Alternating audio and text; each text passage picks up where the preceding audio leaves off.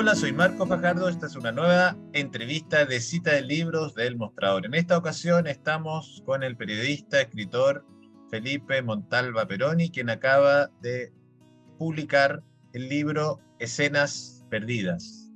Este libro cuenta la historia del Departamento de Cine de la Central Única de Trabajadores de Chile durante la Unidad Popular, y el hilo conductor de este texto es el documental Un Verano Feliz, que data del año 72 y que cuenta esa política que hubo de vacaciones de balnearios populares para los trabajadores. Muchas gracias, Felipe, por recibirnos.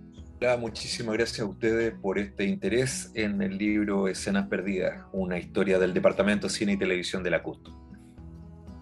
Bueno, cuéntanos un poco, ¿cómo fue que llegaste a esta entidad y a la historia de este departamento? A ver, esta historia, este derrotero tiene más o menos 8 años.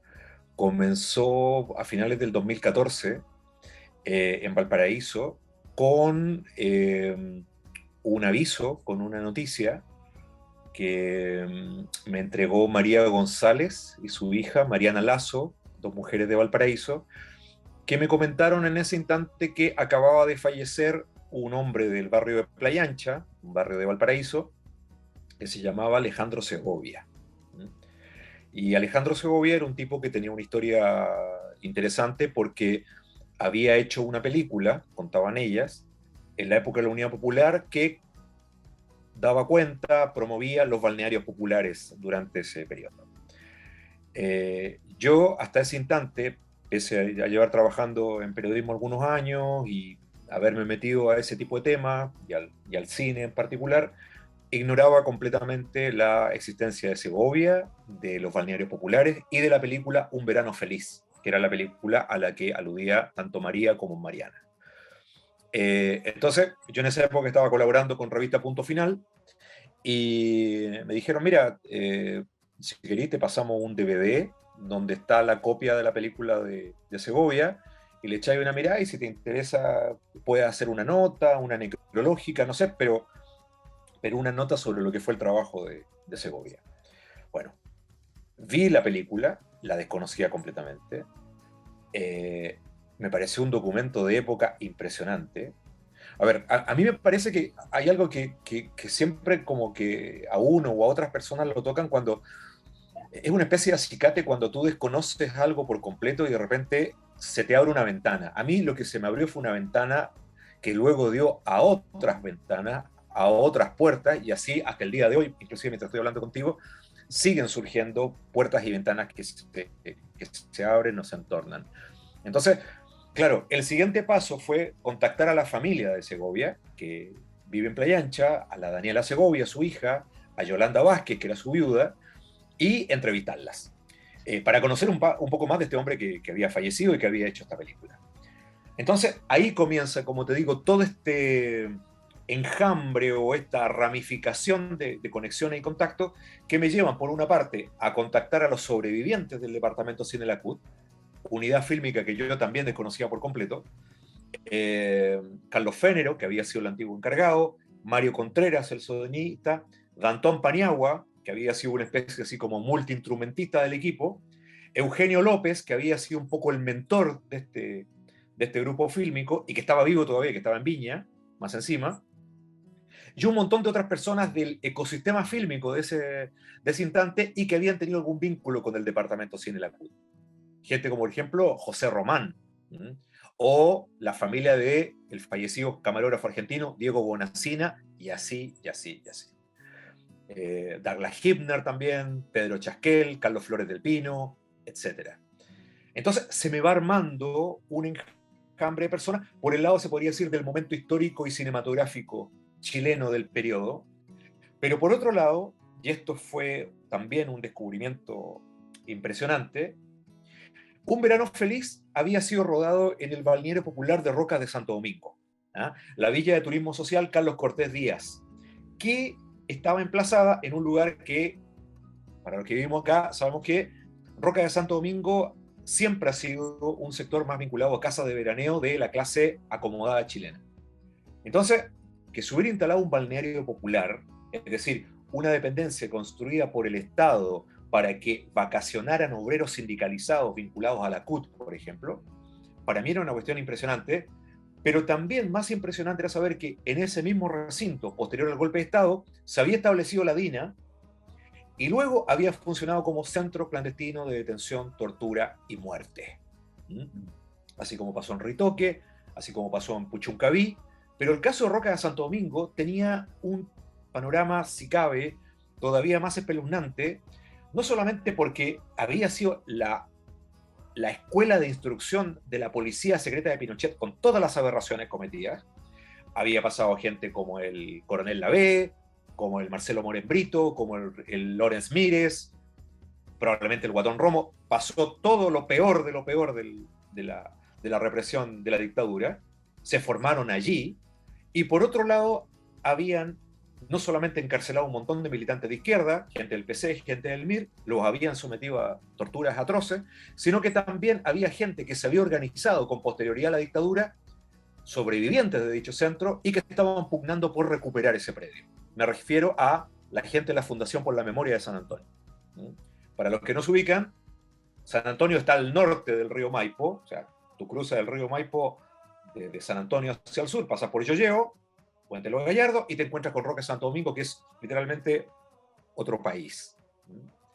Entonces, estaba esa historia, y en ese mismo momento, si ustedes recuerdan, finales de 2014, inicio de 2015, el periodista Javier Rebolledo había publicado el segundo de sus libros, El despertar de los cuervos, donde relata pormenorizadamente las aberraciones, las atrocidades que se habían cometido en San Antonio, en el Regimiento Tejas Verdes, y en las cabañas que habían pertenecido al balneario popular de Rocas. Y entre los entrevistados, por ejemplo, está Ana Becerra, la presidenta de la Fundación por la Memoria, sobreviviente de dicho campo. Entonces, para mí era como unir dos historias en una misma locación. Viajé a San Antonio en ese verano, porque todo esto, junto con Miguel Lamner y con Javier Rebolledo, Ana Becerra y su grupo estaban intentando que el Consejo de Monumentos Nacionales declarara ese predio como sitio histórico de memoria. Hay que decir que el predio hasta el día de hoy continúa en manos del ejército, igual que todos los balnearios populares o todos los terrenos donde funcionaron balnearios populares desde Iquique hasta Coronel. Entonces, como que sentía que había un montón de cosas que se unían, y fíjense que cuando yo viajo a San Antonio en el verano del 2015, y hablo con Ana Becerra y con Milko Caracholo de la Fundación por la Memoria, les digo, oye, ¿sabes qué? ¿Ustedes sabían que había una película del año 72 que muestra cómo funcionaba el balneario popular de Rocas? No lo sabían. Para ellos fue una novedad igual que para mí. Entonces me decían, ¿tenéis la película? Claro, me pasaron una copia en DVD. Ando una copia. Y a ver si la mostramos acá en el Centro Cultural San Antonio. Y así ocurrió. Así fue en marzo del 2015, donde mostramos una copia en DVD que se veía ahí nomás, porque el paso de fílmico a video en ese instante no había sido el de los mejores. Lo había hecho Segovia en condiciones medias, no sé si clandestinas o de bajo presupuesto, o probablemente ambas. Entonces, la copia que estaba en el DVD no era buena. La imagen se veía pixelada, estaba medio sepia, el sonido era ahí nomás, estaba medio cortada por momentos. Entonces, aparece, como te digo, este otro elemento importantísimo, en que una película del año 72 se transforma en una prueba jurídica. Eso es re importante. Es decir, en ese lugar sí hubo un balneario popular gestionado por la CUT y donde veranearon trabajadores, pero tras el golpe de Estado se transformó en un centro de detención, tortura y muerte. Centro clandestino de detención. Entonces, me parecía que todas las historias eran increíbles.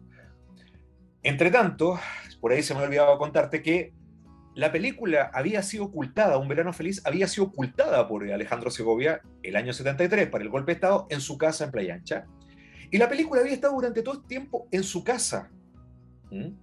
Entonces, claro, a partir de ese instante empezó cada cierto rato un empeño de mi parte de ir entrevistando a estas personas que ya les mencionaba, de ir conociendo dónde estaba la película, el filme, el 16 milímetros en la casa de Segovia, y empezar a armar un relato que tuvo algunos hitos. Hay un par de crónicas publicadas en el Clinic, en la Punto Final, en el Ciudadano, en que van apareciendo etapas de esta investigación. El 2018, por ejemplo, a raíz también de estas conversaciones, yo me entero que el Departamento de Cine y Televisión de la CUT había logrado hacer un largometraje que nunca fue estrenado, que se llamaba La Maldición de la Palabra, que fue rodado en Paine, cerca de la Laguna de Aculeo, con actores que luego fueron famosos. Estamos pensando, pese a todas las dificultades de la dictadura, gente como José Sosa, José Secal, que lamentablemente falleció tiempo atrás, Margarita Barón, la Miriam Palacio, que también nos dejó tiempo atrás, etcétera, etcétera. Nelson Brod, Víctor Carvajal, y esa gente yo la pude entrevistar, digamos, a los que estaban vivos en ese instante. Aparece otro escenario ahí, que es lo de La Maldición de la Palabra, su paso como obra de teatro y luego como película en un lugar donde también la represión fue feroz. Estoy pensando en Paine y alrededores, Huiticalán, muy simbólico la todo. Laguna de Culeo. Sí. Entonces, te fijas, o sea, es impresionante cómo las cosas se van anudando y, claro, después de un rato no solamente tienes una película recuperada, una película rescatada, sino que también tienes las vidas y los hechos sociales en torno a esa producción y al trabajo del Departamento de Cine CUT, que tiene mucho que ver con lo que fue una memoria invisibilizada o silenciada durante 50 años. Ahora, ese departamento, ¿en qué periodo funcionó en la CUT? A ver, esa pregunta es re interesante porque tiene que ver también con las particularidades del periodo. Y eso también fue un hallazgo de esta pesquisa, porque el Departamento de Cine y Televisión de la CUT, en tanto tal, viene a aparecer solamente como por ahí, en algún momento del 71. Inclusive te podría decir que después del 72, porque si tú miras Un Verano Feliz hoy, recuerden que la copia restaurada, la copia de 16 milímetros la pudimos restaurar el año pasado con la Daniela Segovia, y hoy todos la pueden ver en unveranofeliz.cl, de ahí les vamos a pasar el enlace para que lo pongan en la nota. Esa película, si tú te fijas en el crédito inicial, aparece el logo de la CUT de aquellos años, de la Central Única de Trabajadores, y dice Sección Cine y TV. Carlos Federo me contaba en una entrevista que poco después de esa película, ellos se empiezan a firmar como Departamento de Cine y Televisión a raíz de una experiencia televisiva de la que lamentablemente parece que no existen registros. Entonces, hay algo que tiene que ver con el modo en que se hacían las cosas en esa época, más aún por la pobreza, por la precariedad, por el autodidactismo, que las experiencias de cine de la CUT fueron como de a poquito. De hecho, es un trabajo del libro, es una tarea del libro, de alguna forma sistematizar lo que fueron las primeras experiencias en que la CUT, interesada en que el cine fuera una herramienta de educación y de, lo podríamos decir en términos contemporáneos, de relevamiento del movimiento obrero y del movimiento social, los cineastas tomaran temáticas obreras en películas en que la CUT producía ejecutivamente, si también lo viéramos contemporáneamente. Estamos hablando también de cineastas que mayormente eran de izquierda, si no vinculado al PC, al MIR, digamos, el mundo fílmico de aquellos años en Chile era básicamente pro Unidad Popular. Entonces, desde inclusive fin de los 60, el año 70, comienzan los primeros trabajos fílmicos en que la CUT hace las veces de producción ejecutiva. Y ahí hay un ejemplo que afortunadamente ha sobrevivido, que es un reportaje a Lota, la película dirigida por José Román, con estudiantes de la Escuela de Cine de Viña, la que había fundado Aldo Francia y Eugenio López. Y esa película, que es del año 70, si tú te fijas en los créditos, claro, aparece inclusive Alejandro Segovia, digamos, como asistente de dirección, como aparece una gente vinculada a la universidad, aparecen los estudiantes, Jorge Miller entre ellos, pero es clave que la producción ejecutiva corre por cuenta de Eugenio López por el lado de la universidad y de la CUT.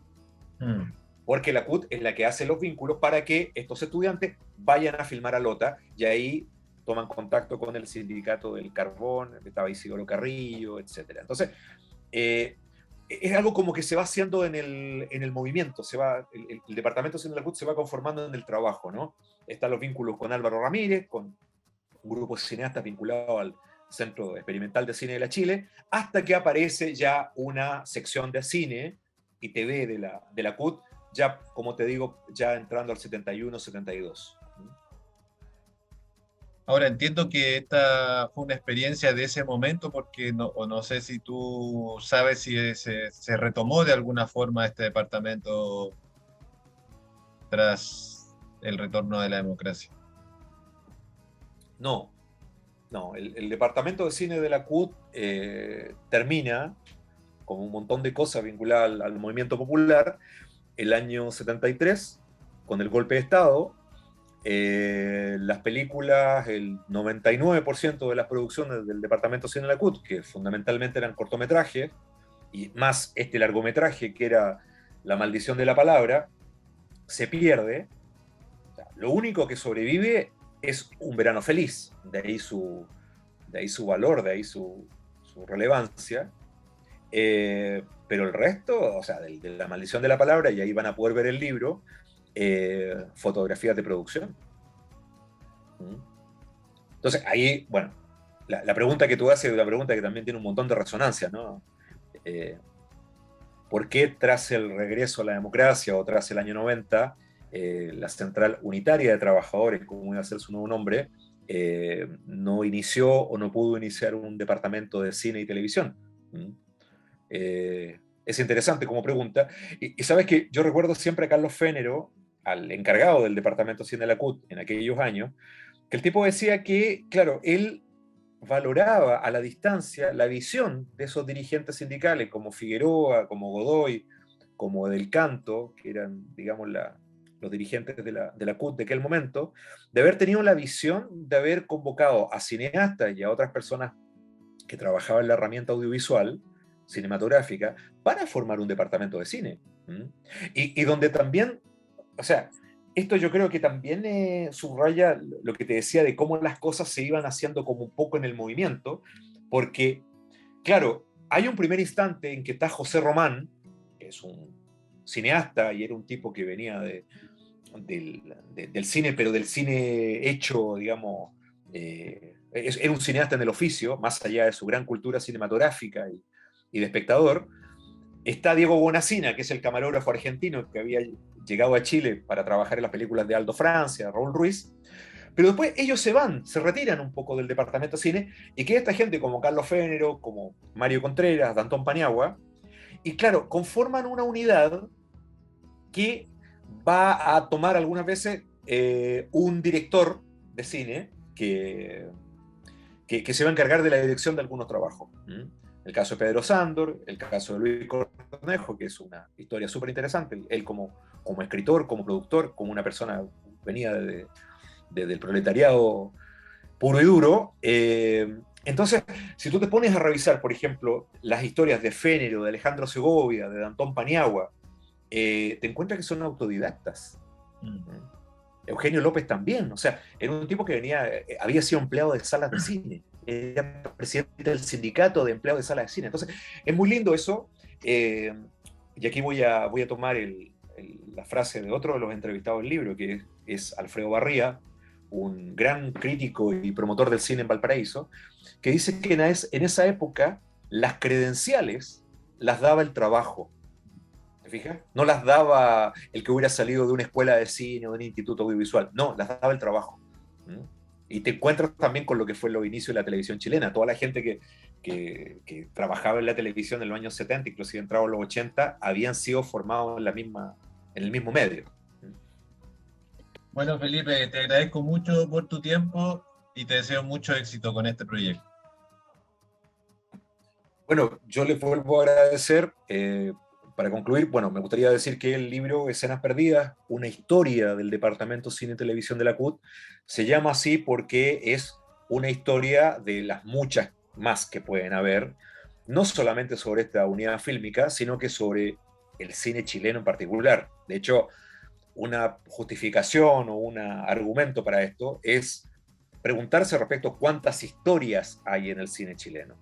Y eso es válido también para todo lo que tiene que ver con Chile en términos sociales y culturales. Hay un montón de historias.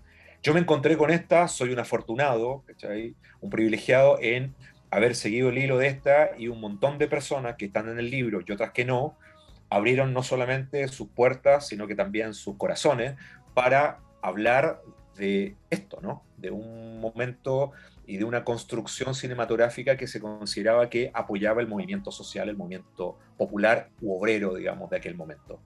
Eh, es un libro que va a ser publicado, que está siendo publicado en estos días por Editorial Quimantú, que muy buenamente acogió este proyecto editorial. Entonces, claro, es, no sé, a mí digamos, me parece que es un hito de un derrotero, de una pesquisa que, claro, ha tenido, por ejemplo, la restauración de Un Verano Feliz, ahora este libro, y más adelante quizá quién sabe qué. Son como, no sé, son caminos que quedan abiertos también. Bueno, muchas gracias. Gracias nuevamente.